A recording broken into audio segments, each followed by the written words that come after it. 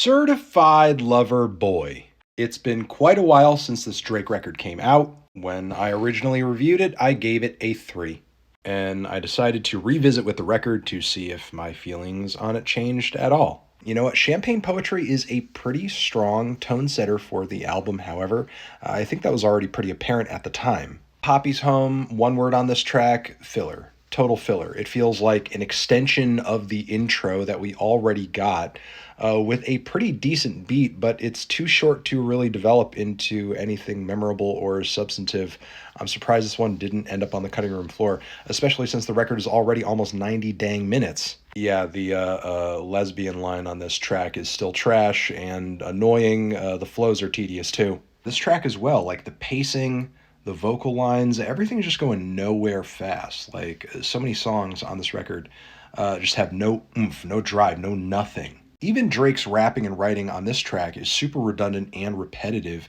It doesn't so much feel like a verse as much as like an overly long refrain. When Jay-Z comes on the track, that's when you actually hear some real ass rapping. Fair Trade is actually not a bad cut on the record, though. It's one of the better listens from front to back on the album, hands down. However, this is annoying. It was annoying when it first came out, and it's still annoying now.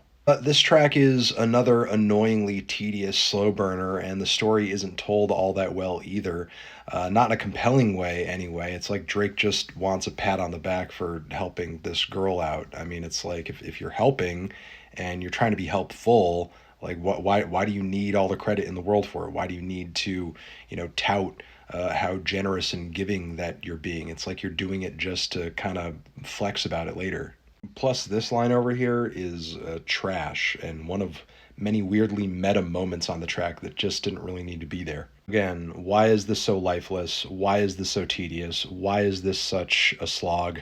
The passion Drake put into this one vocally actually does make it a bit of a standout, a nice pick-me-up, even if it's not one of my favorite cuts of his of all time. This one's a banger too, even if narratively it's nothing new for Drake because, we've known him for a very long time to be kind of a loner in the industry. He's the man at the top. He doesn't like to surround himself with, a lot of people who he doesn't like or trust or this or that. He's got no friends. This one's a banger too, even if I do think the beat could have gone harder. Here we have another, time, location, typical Drake diary track, although I think in the grander scheme of things, this is far from one of the best, and the drama that so many people were attracted to, hidden in the lyrics or packed into the lyrics on this track just doesn't really hit at this point in 2023.